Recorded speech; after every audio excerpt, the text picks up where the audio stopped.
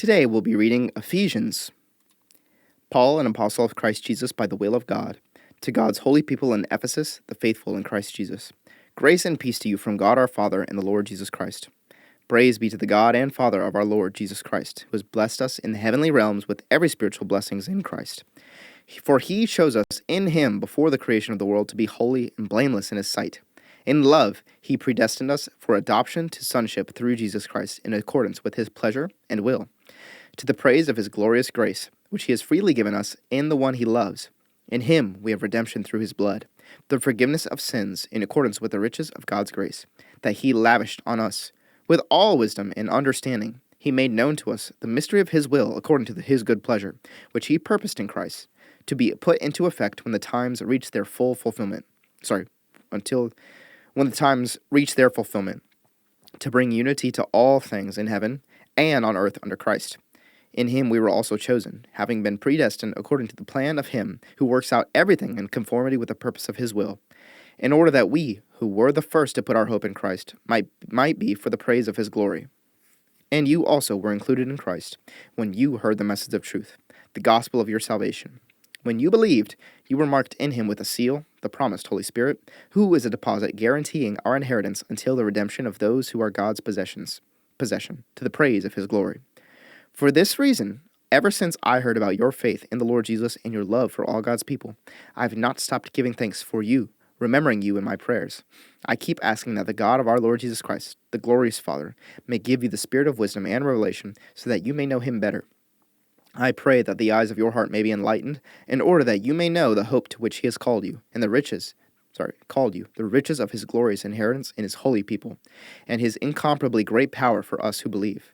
That power is the same as the mighty strength he exerted when he raised Christ from the dead and seated him at his right hand in the heavenly realms, far above all rule and authority, power and dominion, and every name that is invoked, not only in the present age, but also in the one to come. And God placed all things under his feet, and appointed him to be head over everything for the body, for the church, which is his body, the fullness of him who fills everything in every way. As for you, you were dead in your transgressions and sins, which you used to live when you followed the ways of this world, and of the ruler of the kingdom of the air, the Spirit, who is now at work in those who are disobedient. All of us also lived among them at one time, gratifying the cravings of our flesh, and following its desires and thoughts. Like the rest, we were by nature deserving of wrath. But because of his great love for us, God, who is rich in mercy, made us alive with Christ, even when we were dead in transgressions. It is by grace you have been saved. And God raised us up with Christ, and seated us with him in the heavenly realms in Christ Jesus, in order that in the coming ages he might show the incomparable riches of his grace, expressed in his kindness to us in Christ Jesus. For it is by grace you have been saved, through faith. And this is not from yourselves. It is the gift of God, not by works, so that no one can boast. For we are God's handiwork, created in Christ Jesus to do good works, which God prepared in advance for us to do. Therefore, remember that formerly you, who are Gentiles by birth, and called uncircumcised by those who call themselves the circumcision, which is done in the body by human hands, remember that at that time you were separate from Christ, excluded from citizenship in Israel, and foreigners to the covenants of the promised, without hope and without God in the world. But now in Christ Jesus, you who once were far away have been brought near by the blood of Christ. For he himself is our peace, who has made the two groups one, and has destroyed the barrier, the dividing wall of hostility, by setting aside in his flesh the law with its commands and regulations. His purpose was to create in himself one new humanity out of the two, thus making peace, and in one body to reconcile both of them to God through the cross, by which he put to death their hostility. He came and preached peace to you who were far away, and peace to those who were near. For through him we both have access to the Father by one Spirit. Consequently, you are no longer foreigners and strangers, but fellow citizens with God's people, and also members of his household, built on the foundation of the apostles and prophets, with Christ Jesus himself as the chief cornerstone. In him the whole building is joined together and rises to become a holy temple in the Lord. And in him you too are being built together to become a dwelling in which God lives by his Spirit. For this reason I, Paul, the prisoner of Christ Jesus, for the sake of you Gentiles, surely you have heard about the administration of God's grace that was given to me for you. That is, the mystery made known to me by revelation. As I have already written briefly, in reading this, then, you will be able to understand my insight into the mystery of Christ, which was not made known to people in other generations, as it has now been revealed by the Spirit to God's holy apostles and prophets. This mystery is that through the gospel the Gentiles are heirs together with Israel, members together of one body, and sharers together in the promise in Christ Jesus. I became a servant of this gospel by the gift of God's grace, given me through the working of his power. Although I am less than the least of all the Lord's people, this grace was given me to preach to the Gentiles the boundless riches of Christ, and to make plain to everyone the administration of this mystery, which for ages past was kept hidden in God, who created all things. His intent was that now, through the church, the manifold wisdom of God should be made known to the rulers and authorities in the heavenly realms, according to his eternal purpose that he accomplished in Christ Jesus our Lord. In him and through faith in him, we may approach God with freedom and confidence. I ask you, therefore, not to be discouraged because of my sufferings for you, which are your glory. For this reason I kneel before the Father, from whom every family in heaven and on earth derives its name.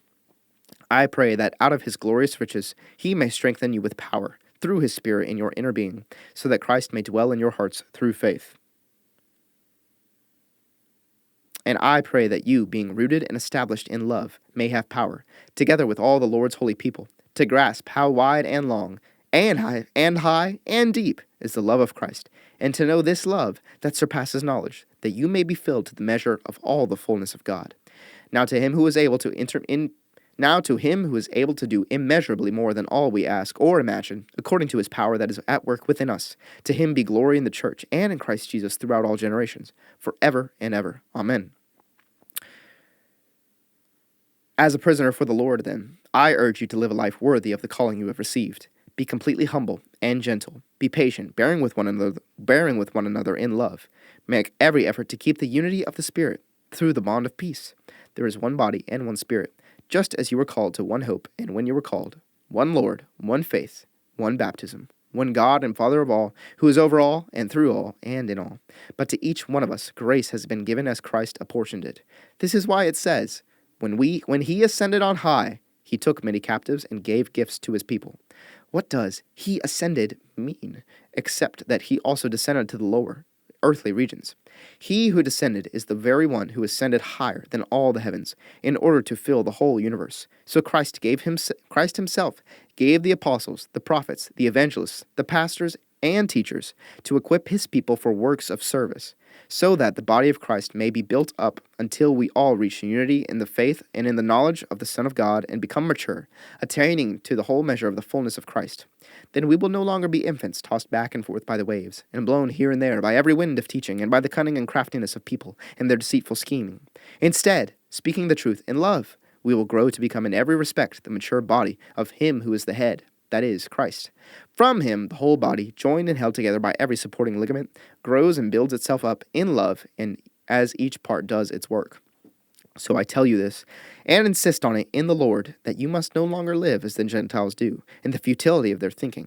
They are darkened in their understanding and separated from the life of God because of the ignorance that is in them, due to the hardening of their hearts. Having lost all sensitivity, they have given themselves over to sensuality, so as to indulge in every kind of impurity, and they are full of greed. That, however, is not the way of life you learned when you heard about Christ and were taught in him in accordance with the truth that is in Jesus. You were taught, with regard to your former way of life, to put off your old self, which is being corrupted by its deceitful desires, to be made new in the attitude of your minds, and to put on the new self, created to be like God in true righteousness and holiness. Therefore, each of you must put off falsehood, and speak truthfully to your neighbor, for we are all members of one body. In your anger, do not sin. Do not let the sun go down while you are still angry, and do not give the devil a foothold. Anyone who has been stealing must steal no longer, but must work, doing something useful with their own hands, that they may have something to share with those in need. Do not let any unwholesome talk come out of your mouths, but only what is helpful for building others up according to their needs, that it may benefit those who listen. And do not grieve the Holy Spirit of God, with whom you were sealed for the day of redemption. Get rid of all bitterness, rage, and anger, brawling, and slander, along with every form of malice. Be kind and compassionate to one another, forgiving each other, just as in Christ God forgave you. Follow God's example, therefore, as dearly loved children, and walk in the way of love, just as Christ loved us and gave himself up for us as a fragrant offering and sacrifice to God. But among you there must not be even a hint of sexual immorality, or any kind of impurity, or of greed, because these are improper for God's holy people. Nor should there be obscenity, foolish talk, or coarse joking, which are out of place, but rather thanksgiving. For of this you can be sure: no immoral, impure, or greedy person, such a person is an idolater, has any inheritance in the kingdom of Christ and of God. Let no one deceive you with empty words, for because of such things God's wrath comes on those who are disobedient. Therefore do not be partners with them. For you were once darkness, but now you are light in the Lord. Live as children of light, for the fruit of the light consists in all goodness, righteousness, and truth, and find out what pleases the Lord. Have nothing to do with the fruitless deeds of darkness, but rather expose them. It is shameful even to mention what the disobedient do in secret. But everything exposed by the light becomes visible, and everything that is illuminated becomes a light. That is why it is said, "Wake up, sleeper, rise from the dead, and Christ will shine on you."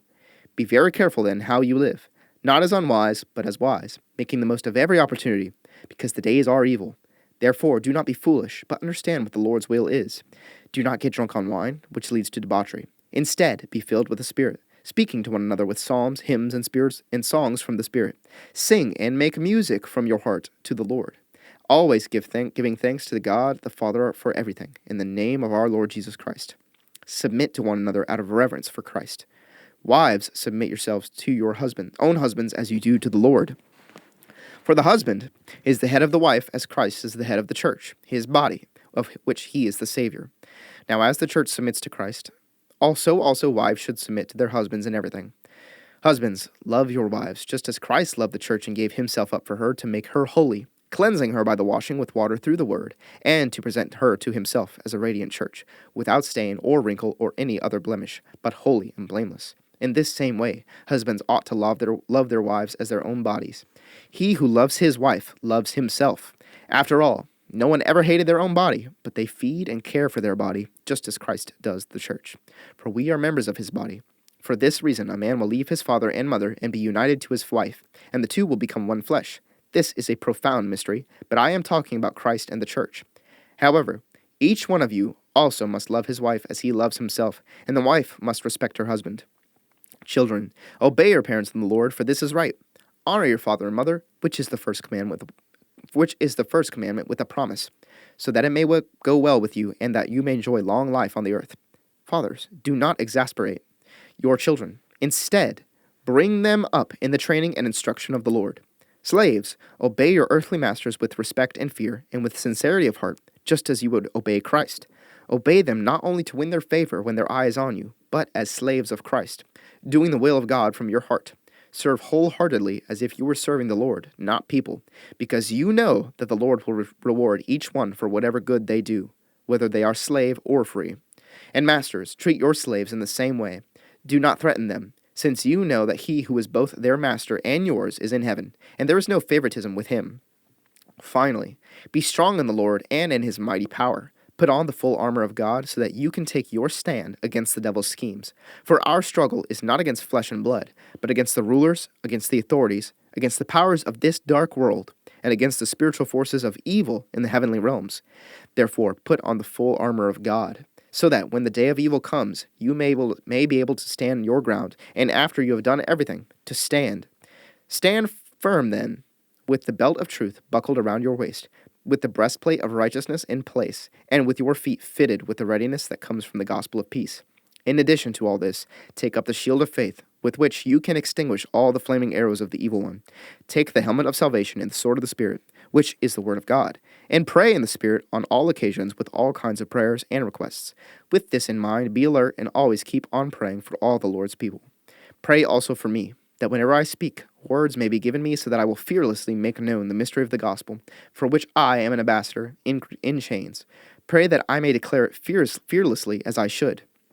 Tychicus, the dear brother and faithful servant in the Lord, will tell you everything, so that you also may know how I am and what I am doing. I am sending him to you for this very purpose, that you may know how we are, and that he may encourage you. Peace to the brothers and sisters, and love with faith from God the Father and the Lord Jesus Christ. Grace to all who love our Lord Jesus Christ with an undying love.